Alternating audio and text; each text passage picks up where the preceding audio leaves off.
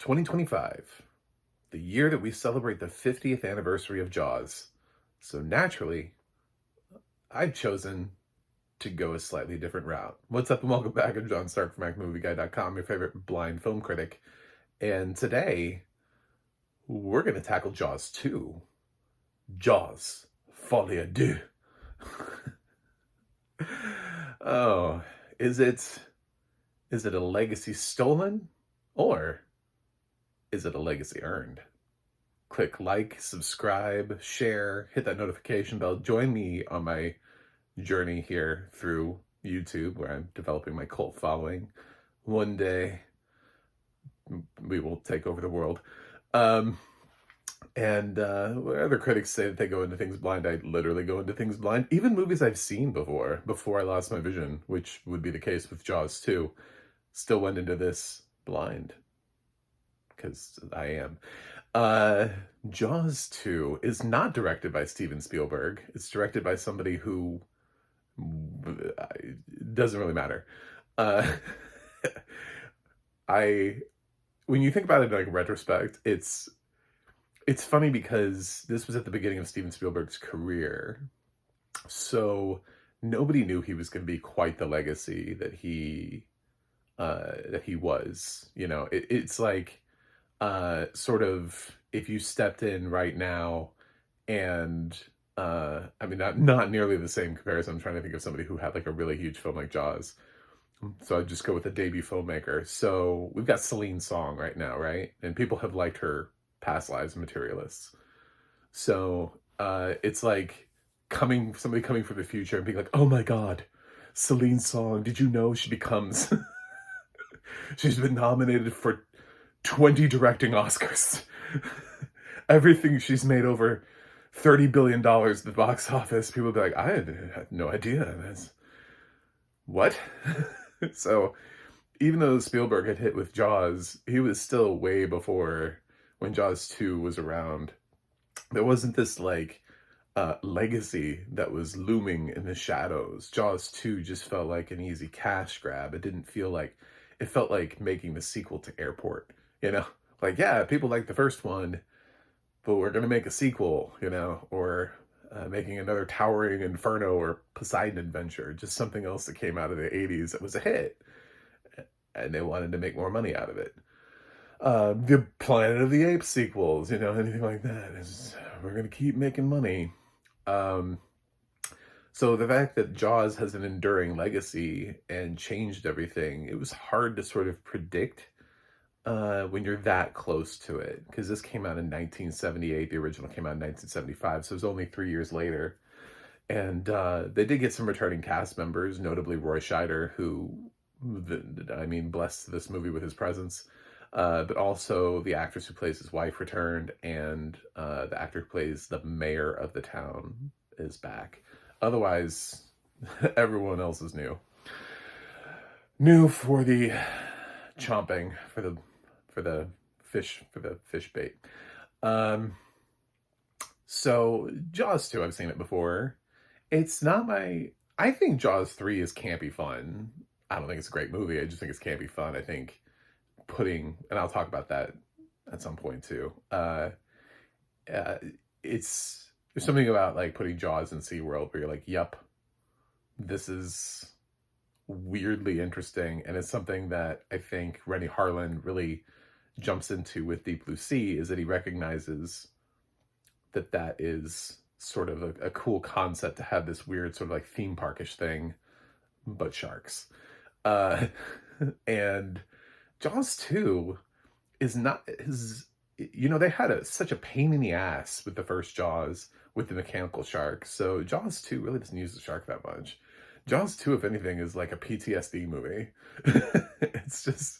It's like, do you think you see a shark in the water? Is that a shark in the water? And a lot of times for Brody, he's wrong. Like, it's not a shark in the water. Like, there's a scene in the movie where he runs out into the water and just starts shooting. But it seems like a crazy moment. Like, when you think about it, like Spielberg would have never made that moment. But Spielberg also didn't make a movie about a guy who had survived a shark attack and was still like forced to live in the same place where these people had died and everything happened. Like he's still like Brody is still at Amity. Like he didn't move. He didn't move to Kansas where there's like no water and like a shark is haunting him and he has dreams of like land sharks. No, he's still there. So he has to look at that water every day and think to himself, what if again? What if another one? What if they're out for revenge? Which he actually asks at some point, like, do sharks, I know dolphins communicate. Do sharks communicate too? Do sharks know my name? Are they coming for me? So, not that much. That's half like the conversation. So really this is like an exploration of PTSD for Brody and for what it's like to be a survivor of an incident and then to be sort of a little bit of that boy who cries wolf situation where it's like, well, he's a hero, right? So, but at the same time, if he just keeps running out into the water and shooting at bluefish when they're not sharks, he kind of comes across as being like unstable. So, but then he gets also proven right. Like there is a shark. So it's a tough movie, but at this time he's a little bit hardened. He's more ready to face it.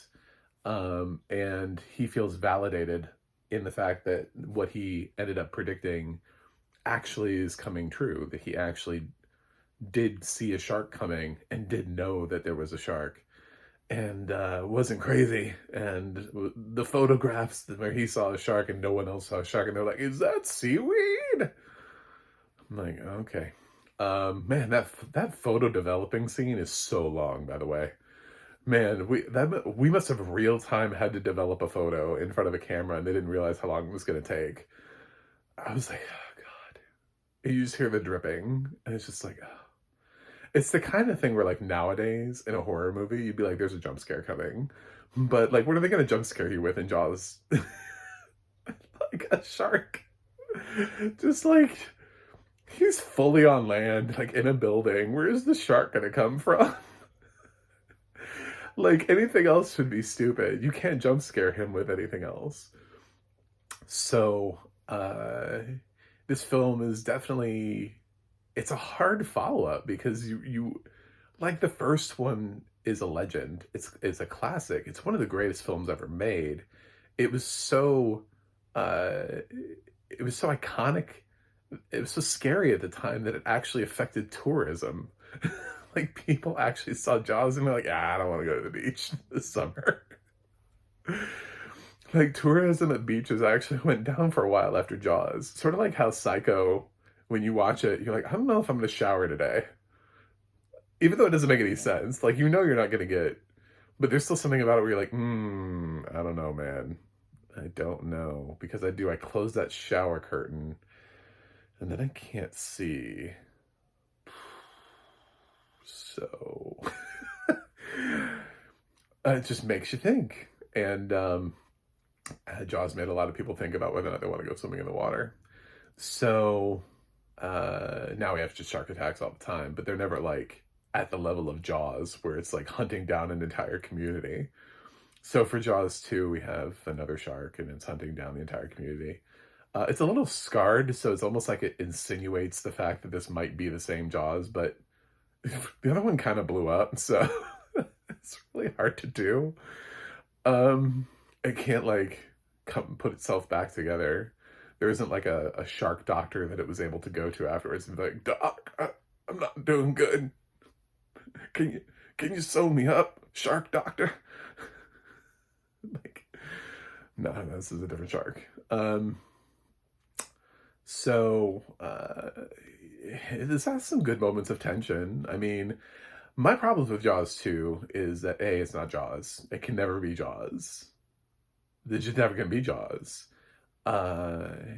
So once you've unearthed and sort of started the shark genre, right? The idea of, and everybody's tried to replicate it after that, you already sort of live in the shadows. So how do you up the tension? Because, and I think part of the intelligence that was used in this was, you don't see the shark that much in Jaws. Yes, a large chunk of the movie is the guys just out at sea in the boat trying to find him. So there is more of a focus on the shark itself. Here, I think there's a lot of time on land, and there's a lot of talk about these people and this community, and there's a huge focus sort of on just on Brody and his own like mental health and stability, and is he that I think makes this film not hot garbage. It's not the kind of thing where you're like, oh my god, Jaws 2 doesn't need, yeah, it doesn't need to exist, but I think, you know, a team of people were tasked with making Jaws 2. I think they did a decent job of making a follow-up to something that we didn't necessarily need a follow-up to something that we've, Jaws 3 is kind of campy and Jaws 4 is kind of terrible. So it ends up being sort of a downhill trend. Jaws 2 is still kind of watchable. It's a nice, tight 2 hours. I don't like a lot of the acting. I think a lot of the acting around Roy Scheider is kind of crappy. We had some excellent actors, Quint and Richard Dreyfuss being in the first one, that helped to round out the cast. Now they've put a lot of teenagers who are doing that like sort of like old school Brady Bunch acting. It didn't age well. I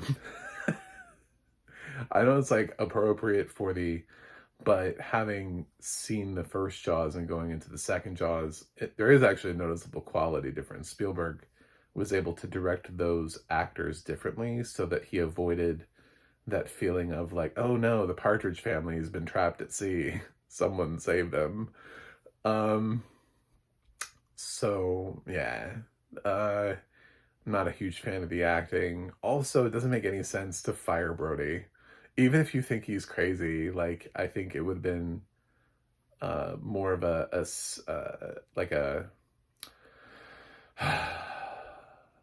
it'd have been better just to have, especially since you have a returning mayor who was actually there for the first thing, and because Brody kind of saved his ass. Like, how is he still mayor, first of all?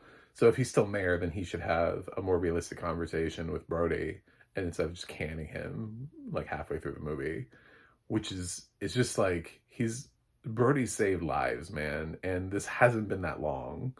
People would still remember that. I know you have tourists that come in and out and they have no idea what's going on, but you'd think that they would, because it would still be in the news.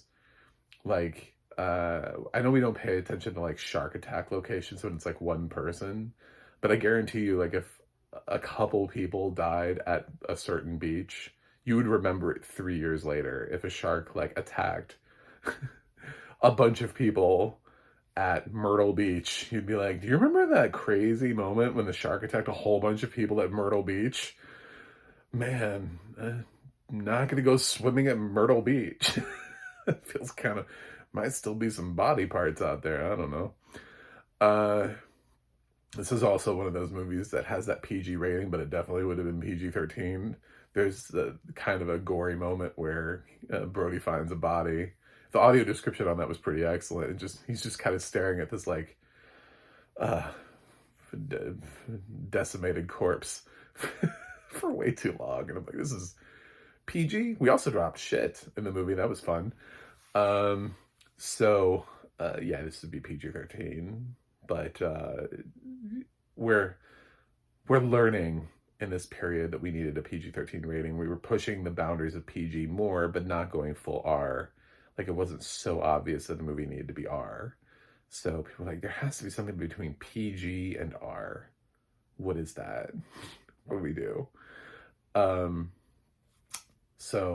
I think what impressed me about Jaws 2 is Roy Scheider's performance. And that's the takeaway. And there's sort of a smart move by whoever the hell directed this it's not a name that went on to, he's not a prolific director. It's not like Spielberg was followed up with Scorsese, which would have been crazy. Or even something where it's like Spielberg was followed up by Joe Johnston, who had already done several films at the time and went on to do more films. So um, it's uh, it's a name that I honestly can't remember because I'm like, nope, don't associate you with, yeah.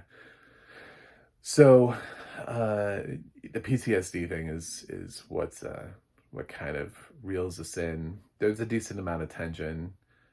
Kids being kids is sort of like a naturalistic approach to take, because kids do dumb shit all the time. So the fact that they would do what they do in this movie and get themselves into trouble, and of course it was established that Brody has kids, therefore he's now personally invested whether he's the sheriff or not.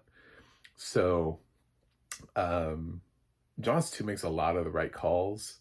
It just, the tension, it has a hard time building up the tension the same way, because it benefits so much from the first film. And like, we know what happens when you hear that dun dun dun. There's some things where I think the director holds on these prolonged shots that he doesn't really need to hold on to them for. And it doesn't go anywhere. Probably the best use is when Brody runs out into the sea. It's kind of a goofy scene, but then when you realize that he faked you out, it makes it a little bit better. There's another scene where Brody's in the water and then he doesn't get attacked. So those fake outs are actually more effective than the slow burns. What's his name? Eddie's trying to scramble to get back on the boat. God, it feels like Eddie's trying to get back on that boat forever, and he never gets back on the boat. But Jaws is chasing him for like a minute, and it's so long, and it's like, this shark would have him by now. I did think the water ski kill was stupid. I was like, first of all, that shark has to move. That is, talk about chasing a prey. Because when you're being pulled in a water ski, you're already moving at a pretty quick pace, and you're pretty above water at that point. Like, most of your body is above water. So the fact that Jaws would go after someone who's like barely visible to them in the water and it feels like a stretch. That death feels like a stretch, because they don't wait until, it's not like the water skier falls off. No, he gets the water skier while she's still standing on the skis. It's kind of goofy. Yeah, so there are a couple things here that don't work for me, but I do like the approach of the Roy Scheider aspect of Brody. And I also think that just kind of replicating what Spielberg did and not showing you the shark as much, not making it so much about the shark, because it feels like the natural thing to do here would have been to make it about the shark. Sort of like successive Halloween sequels, with the exception of Season of the Witch, end up showing you more and more of Michael Myers, even though he's the face and you don't really see him that much in the first Halloween. Like, he's just the shape, right?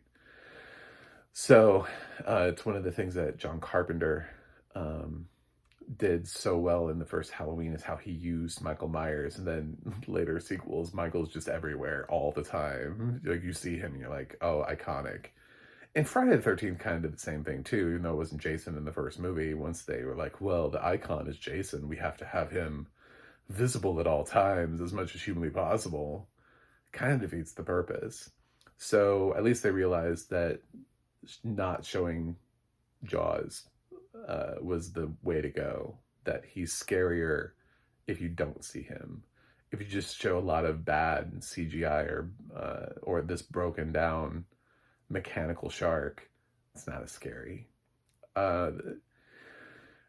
So Jaws 2 lives in the shadow of a titan. I know some people think that it deserves its own day in the sun, but it doesn't also deserve to be called a classic, because it's not. It's just deserves to not be beaten down into a bad film. It's actually not that far from being fresh on Rotten Tomatoes. I think it has like a 58%. So it's just slightly rotten, which is kind of surprising. So it has enough critical support out there for people who are like, and I honestly, I would give this a fresh. I don't think it deserves to be like certified fresh or high or be like, yes, 2 thumbs, way, way up. Excellent. This is not Toy Story 2. This is not The Godfather Part 2. We didn't figure out a way to somehow improve upon the original, which would have been next to impossible. Both of those retained their original creative teams. This one did not. And they retained their cast. This one does not. You know, this one only retained a few cast members. It would have been really hard to top it. But it's better than I remember. Certainly for being sort of like a midnight movie on cable, which is how I saw it as a kid the first time. And it's not like I've had like a lot of time to review Jaws 2 or wanted to review Jaws 2 throughout my life. So 50th anniversary made me jump into Jaws 2. I'm going to give Jaws 2 a B. It doesn't fully work, but there's a lot of really good sort of human stuff that they do with Roy Scheider's character and pushing him to sort of the break that works really well. And that's what I like about the film the most. And it does not, it's not all shark all the time, which would have been obnoxious. Anyway, let me know what you think in the comments. Do you like Jaws 2? Is it a sequel that has become beleaguered unfairly over the course of time or not? Put it in the comments and let me know. Thanks for watching. Thanks for subscribing, and I'll see you guys on the other side.